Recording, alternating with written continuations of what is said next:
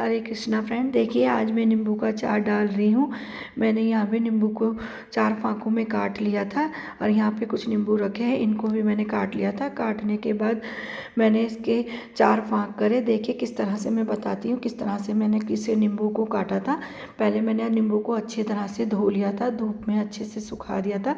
फिर इसको मैंने 4 भागों में काट लिया था और इनके जितने भी सारे बीज थे सबको मैंने बीजों को निकाल लिया था। उसके बाद इसमें कम से कम मैंने 2 चम्मच नमक डाला था और नमक डालने के बाद इनको मैंने हाथों से अच्छी तरह से मिला दिया था। जब ये अच्छी तरह से मिल गए थे तो इनको मैंने धूप में अच्छी तरह से सुखा दिया था। पूरे दिन की मैंने धूप इसमें लगाई थी। जब शाम हो गई थी तो फिर मैंने इनको दूसरे डब्बे में ट्रांसफ़र कर दिया था।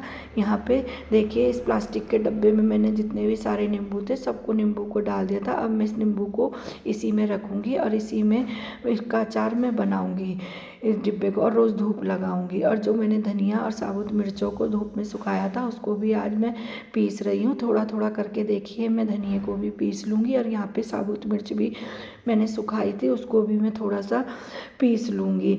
आधी मिर्चियों को मैं पीस लूँगी और आधी मिर्चियों को मैं सिका दूँगी। और देखिए मैंने दोनों को, धनिया और मिर्ची को अच्छी तरह से पीस लिया था और स्टोर कर लिया था। और जो मेरे मसाले के डब्बों में मिर्चों की कमी थी उनको भी मैंने भर लिया था और कुछ मिर्ची मैंने बचा दी थी छौंकने के लिए। फिर यहाँ पे मैंने सब्जी बना रही थी आलू मटर। आज मैं निमोना बनाने जा रही हूँ और जिसमें मिक्सी के जार में मैंने मतलब मिर्ची पीसी थी उसी में मैंने टमाटर और अदरक को डाल के प्यूरी बना ली थी। और यहाँ पे भी मटर को मैंने अच्छी तरह से दरदरा करके पीस लिया था। फिर कढ़ाई में तेल डालकर तेल को अच्छी तरह से गर्म कर लिया था। इसमें मैंने थोड़ी सी मेथी डाली और थोड़ी सी अजवाइन डाली और फिर उसके बाद मैंने थोड़ा सा जीरा डाला। जीरा इन तीनों चीज़ों को डालने के बाद जब ये अच्छी तरह से चटक गए थे तो इसमें मैंने 4-5 हरी मिर्ची काट के उसका भी छौंक लगा दिया था। जब ये अच्छी तरह से भुन गए थे तो फिर इसमें मैंने जो टमाटर की प्यूरी बनाई थी उसको भी डाल दिया था और डालने के बाद मैंने इसको अच्छी तरह से मिला दिया था। फिर जिस कटोरी में मैंने टमाटर की प्यूरी रखी थी उसी में मैंने 2 चम्मच पिसा हुआ धनिया लिया था, आधा चम्मच मैंने हल्दी लिया था और 1.5 चम्मच के करीब मैंने सब्जी मसाला लिया था। मिर्ची मैंने नहीं ली क्योंकि मिर्ची के जार में ही मैंने पीसा था तो काफ़ी मिर्ची हो गई थी। फिर मैंने हरी मिर्ची भी डाली हुई थी, इस वजह से मैंने मिर्ची पिसी हुई नहीं ली। और फिर इसको एक कटोरी में मैंने अच्छी तरह से पानी के साथ मिक्स कर लिया था और जो मैंने मसाला बनाया था उसको मैंने इस कढ़ाई में डाल दिया था। फिर इसको भी मैंने अच्छी तरह से मिला लिया था। जब तक कढ़ाई में तेल ना छोड़ दे जब तक मैं उसको अच्छी तरह से भूनती रही। उसके बाद मैंने इसमें 1 बड़ा चम्मच भर के नमक डाल दिया था। नमक डालने के बाद फिर मैंने इसमें आलू डाल दिए थे। आलूओं को मैंने मसाले के साथ अच्छी तरह से मिक्स कर लिया। जब आलू मसाले में अच्छी तरह मिक्स हो गए 2-3 मिनट मैंने इसे भूना था आलूओं को। फिर उसके बाद मैंने ये मटर भी इसमें डाल दिया था कढ़ाई में। और जब कढ़ाई में मटर मैंने डाल दिया था, जब अच्छी तरह से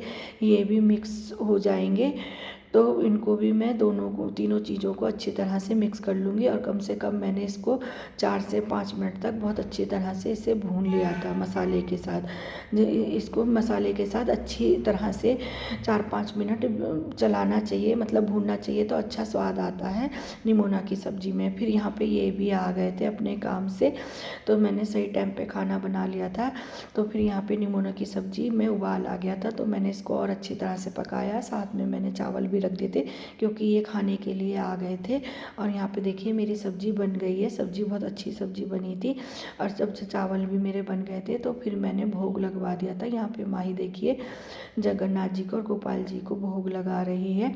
और यहाँ पे फिर ये अगले दिन सुबह के टाइम मैंने कुछ हरी मिर्ची रात को ही धो के रखी थी और कुछ मूलियाँ काट के रखी थी, इनको मैं सुखा रही थी। तो अच्छी तरह से धूप लगाने के बाद यहाँ पे मैंने इसको अच्छी तरह से सुखा दिया था। और जो मैंने कल नींबू काट के रखे थे उसको भी मैंने यहाँ पे सुखा दिया था। और कुछ और नींबू बचे थे इनको भी मैं धूप में सुखा दूँगी। और हरी मिर्ची और अदरक को भी मैंने काट लिया था अच्छी तरह से धो धा के। और यहाँ पे अचार बनाने की अब मैं तैयारी कर दी है, मैंने सारा सामान इकट्ठा कर लिया था। यहाँ पे हरी मिर्चों को भी मैंने 2 टुकड़ों में काट लिया था और अदरक को भी मैंने 2 टुकड़ों में काट लिया था। अच्छी तरह से धो धा के, और 2 बड़े साइज़ के मैंने नींबू लिए थे। अब यहाँ पे जो मैंने कुछ साबुत मसाले लिए हैं, इसमें सौंफ है, मेथी है, अजवाइन है, जीरा है और सरसों है और राई है। इनको भी मैंने अच्छी तरह से धूप में सुखा लिया था। जब ये अच्छी तरह से धूप में सूख गए थे तो इनको मैंने भी दरदरा करके मिक्सी में पीस लिया था। जब ये पीस गए तो फिर मैंने जो मिर्ची का अचार था उसको मैंने इसमें थोड़ा सा, मेरा ये पहले अचार का डब्बा था मिर्ची का, इसमें मैंने पहले से अचार डाल रखा था तो उसी में डाल रही हूँ मैं। पहले मैंने मिर्ची डाली, अदरक डाली और कुछ जो पीस के मसाला रखा था उससे कम से कम 4-5 चम्मच मसाला डाल दिया था और नींबू डाल दिया था। और ये अलग से मैं बना रही हूँ, इसको मैं अलग बनाऊँगी।